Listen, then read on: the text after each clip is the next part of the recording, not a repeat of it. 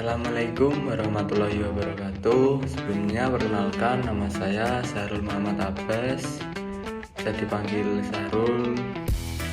Saya mahasiswa Psikologi Islam UIN Salatiga yang sekarang masih semester 6. Nah, di sini saya akan mereview terkait materi-materi yang sudah saya pelajari guna untuk memenuhi tugas UTS pada mata perkuliahan Psikologi Perkawinan dan Keluarga.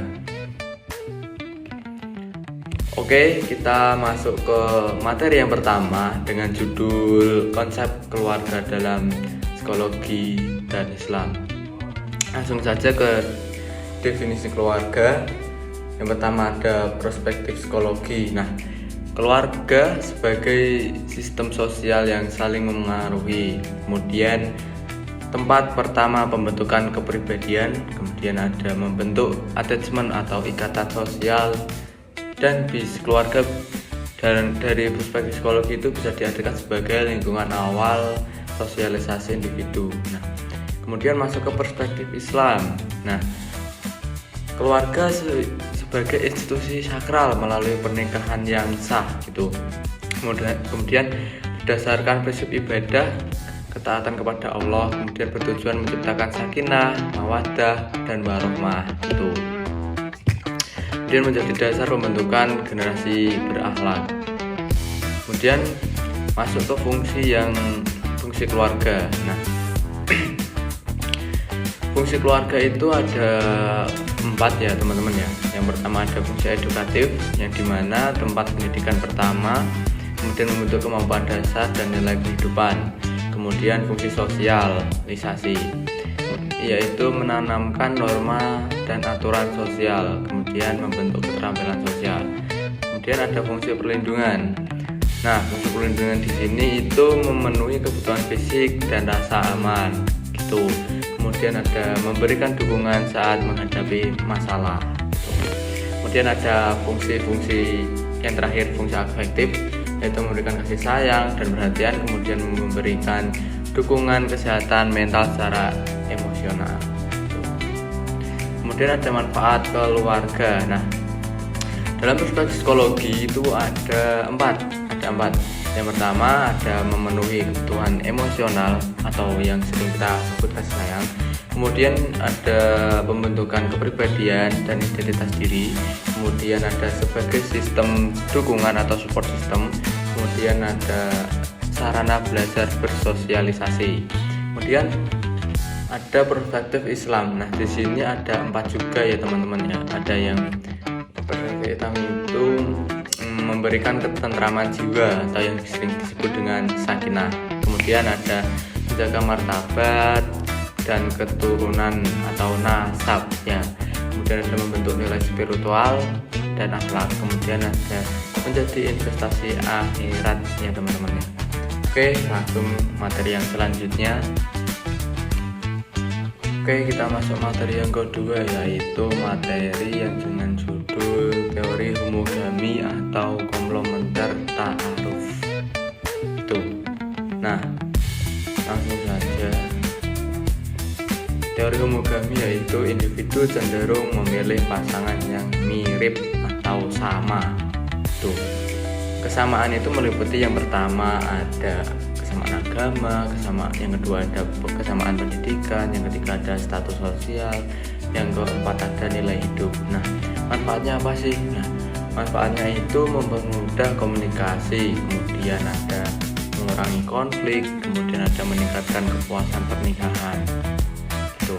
Nah, kita masuk ke teori komplementer. Ini hubungan dibangun dari perbedaan yang saling melengkapi, tidak bersama tetapi berbeda peran. Itu contohnya, satu dominan, yang satu mendukung. Nah, dalam keluarga ada pembagian peran. Pertama ada suami, istri, dan orang tua, kemudian anak. Itu dalam Islam suami istri saling melindungi seperti pakaian lah. Nah, fungsi keberhasilannya yang pertama ada komunikasi, saling menghargai, dan kerjasama. Kemudian masuk ke ta'aruf. Nah, proses pengertiannya yaitu proses perkenalan dalam Islam menuju ke pernikahan, dilakukan secara terarah, terjaga dan sesuai syariat. Nah, adab ta'aruf. Nah, menjaga pandangan, tidak berduaan, kemudian tidak ada kontak fisik, kemudian menjaga komunikasi dan menutup aurat. Nah, tahapan ta'aruf ini yang pertama ada persiapan diri, tukar informasi, pertemuan dan lamaran gitu. Kemudian ada pergeseran makna ta'aruf yang awalnya proses harus menuju pernikahan, sekarang sering diartikan sebagai sekedar perkenalan biasa atau yang bisa disebut pacaran syariah. Itu tidak boleh ya teman-teman. Oke, kita lanjut ke materi yang selanjutnya. Oke, kita masuk ke materi yang ketiga, yaitu kesiapan jasmani, psikologi, dan spiritual atau finansial. Itu langsung saja pengertian kesiapan menikah ya, yaitu kondisi individu yang siap menjalani kehidupan rumah tangga meliputi kesiapan fisik, kesiapan emosional, kesiapan sosial, dan kesiapan ekonomi gitu. Nah, aspek kesiapan itu yang pertama ada aspek jasmani. Aspek jasmani ini berkaitan dengan kesehatan fisik penting untuk aktivitas rumah tangga, reproduksi, atau peran sebagai orang tua gitu. Kemudian ada kesiapan psikologis. Nah, aspek kesiapan psikologis ini berkaitan dengan kematangan emosional serta pengendalian diri, kemudian kemampuan komunikasi. Manfaatnya bisa mengelola konflik, memahami pasangan, menyesuaikan diri. Nah, itu. Kemudian ada kesiapan spiritual berdasarkan nilai agama dan moral, berfungsi sebagai pedoman hidup, penguatan kesabaran dan dasar keharmonisan.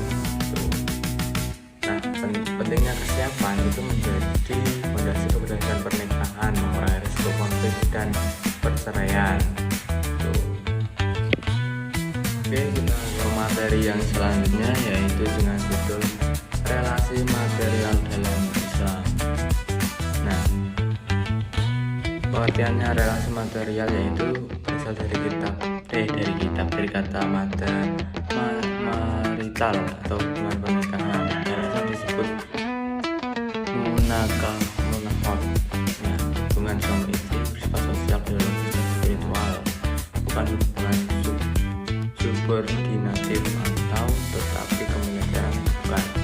Itu ada hak dan kewajiban suami istri. Kemudian kewajiban suami memberikan nafkah, makan, pakaian, tempat tinggal, kemudian memberikan perlindungan, kemudian memperlakukan istri dengan baik. Kemudian hak suami mendapatkan penghormatan, mendapatkan ketaatan, kemudian mendapatkan kesetiaan. Itu kewajiban istri yaitu menghormati dan menaati suami dalam kebaikan, kemudian menjaga kehormatan diri dan keluarga, kemudian mengelola rumah tangga. Kemudian hak istri yaitu mendapatkan nafkah lahir batin, mendapatkan perlindungan, mendapatkan perlakuan adil dan kasih sayang. Itu.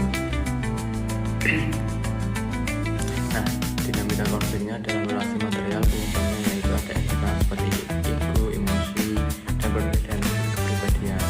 Dan kalau eksternal itu ekonomi, komunikasi yang buruk, campur tangan pihak ketiga, dan pengusaha budaya.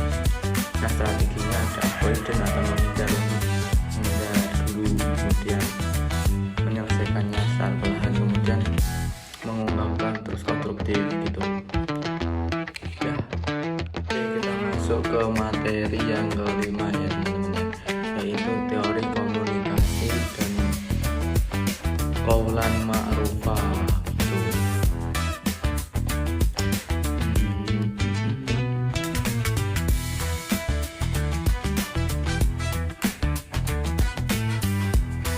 Nah, seperti yang judul tadi, yaitu ada faktor-faktor yang mempengaruhi ya, yaitu faktor internal seperti kepribadian, emosional, pola pikir, kemudian faktor eksternal seperti lingkungan ekonomi dan budaya dan teknologi, kemudian dampak keluarga